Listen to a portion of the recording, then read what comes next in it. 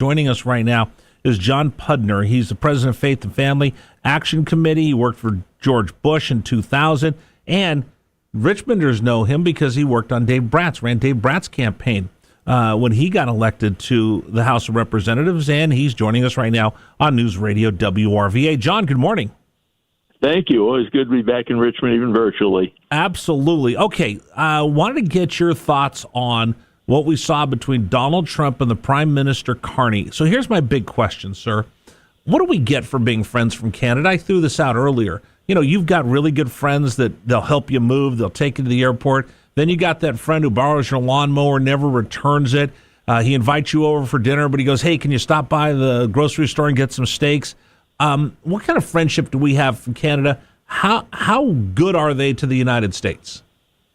Well, I think they need to be better. And I think, Trump being the negotiator, he's already got Mark Carney saying things about how they're going to finally start paying some of their military and other things. They've been helpful, but they've definitely been a taker economically. And so that's all good. Yeah, I think probably the 51st state comments were, directly aimed at Trudeau. Trudeau tried to sort of stand up as though he was sort of the equal of the American president. And I think there was little, hey, our economy's 10 times as big as yours.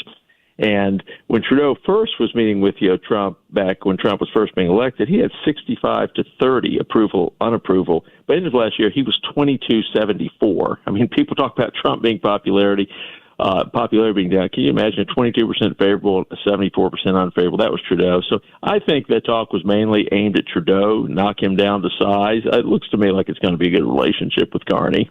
You know, when you look at the world stage, the United States is lone superpower. I talked to my son about this. I think we like having the status quo, but that doesn't mean that we can't improve our own standing around the world. And you look at the trade. Then Canada is one of our closest allies. We're neighbors. We live next to each other. But you look at the way that we trade with each other. Canada wants to make cars, bring them into the United States. Do they want us to make cars and bring them into Canada? This doesn't seem like it's a very fair partnership. That's right, and they've got the luxury of the greatest consumer base in the world sitting obviously on their border, and they're going to have to play their part in military and other areas. And as you can see, while it's very friendly, Trump was not pulling punches on that. We don't want your cars brought down here. I mean, he's starting there with a hard line or your steel, et cetera. He's the America First has to start right at that border. I mean, that's our longest border, and we just can't keep being, as you said, have this friend you're always kind of giving money to. I mean, it's got to be a more of them making an effort. It won't be an equal partnership. Again, they're 1/10 the economy of the U.S., but at least be making an effort to be fair partners.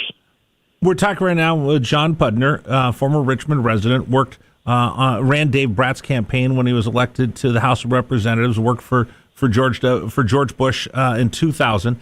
One of the things I'm wondering about, John, we use this term, you just used it. I want to ask you what it means to you, America First, because some people cringe, oh, look at them, they're being nationalist, and then they'll start going down that rabbit hole, calling us all kinds of filthy names. But when you say the word America First, what does that mean to you?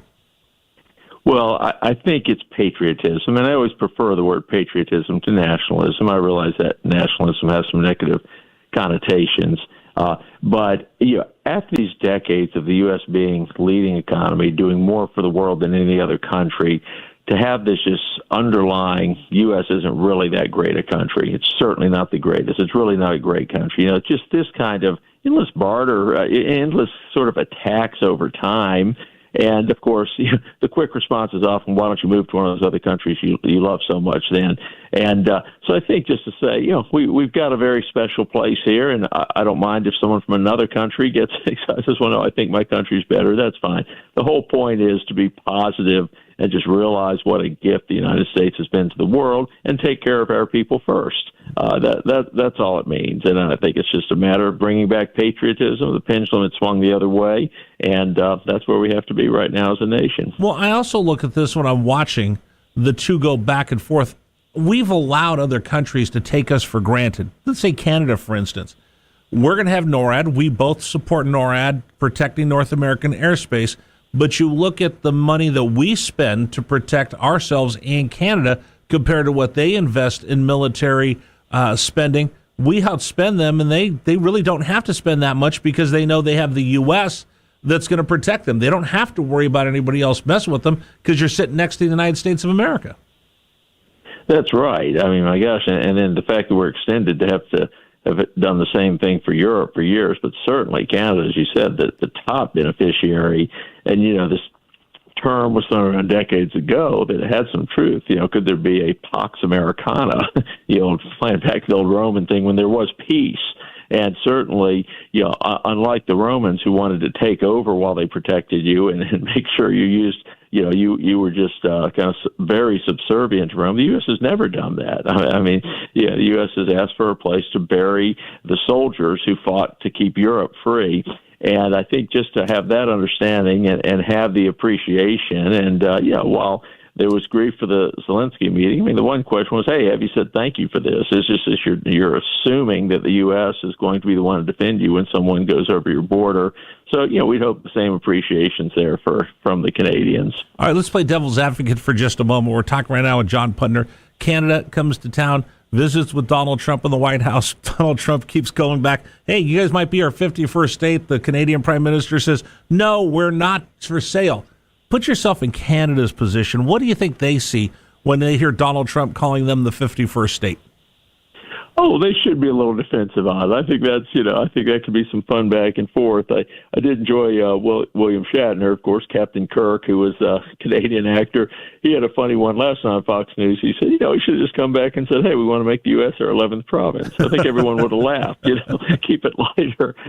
So, they're not going to become the 51st state, but I don't mind at all. And you could see the friendliness yesterday again. I think that was all directed at Trudeau, putting him in his place. And I think there's going to be a good relationship here. But no, the Canadians should feel a little defensive and pop back. That's part of a back and forth, and that can stay fun and light. Let me ask you one quick question, because you mentioned, you had spent time here in Richmond. Are you looking forward to what we're going to see in state politics when we get going with some of these races? I know Representative Whitman's been targeted by the Democrats. They're going to pour a ton of money in here. We're going to see what's going to happen for the governor's mansion. I've been telling people this morning it's going to be a Donnybrook, and the ads are going to be ugly, and they're going to be vicious, and there's going to be a ton of them. Absolutely. As a matter of fact, I already weighed in really defending John Reed, who I'm a big fan of. I think there's a nice ticket there. The reality is it has always been tougher in Virginia to win a governor's race if you just won the presidency. The party that just had the loss, the year earlier on this odd year election. So of course that makes it tough.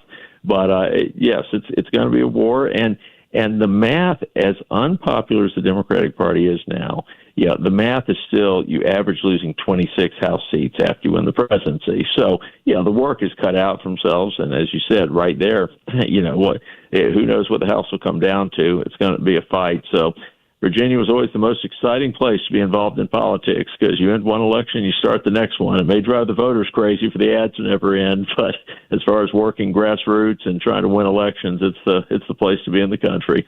John, I appreciate you coming on with us. In fact, I'd like to invite you to come back on the show in the next couple of weeks. And I just want to talk about generic ballots and generic candidates. And if you would maybe share with our audience, take us inside what it takes to put together these type of campaigns that you're going to see pop up for the House of Representatives. I'd love to be able to talk to you and pick your brain about how all that what goes into trying to defend a seat or win a seat. I think that would be fascinating. I would love to, and there are even times I'll come over to the studio with you. I'm down visiting mom and siblings pretty frequently, so let's time that out in person or on phone. I'd be happy to do it. Let's do it. All right. Hey, John, I appreciate you taking time, joining us this morning on News Radio WRVA, and I look forward to that conversation. Thank you. Look forward to it. All right. Take care. John Pudner joining us here on News Radio WRVA. All right. Who's the only people in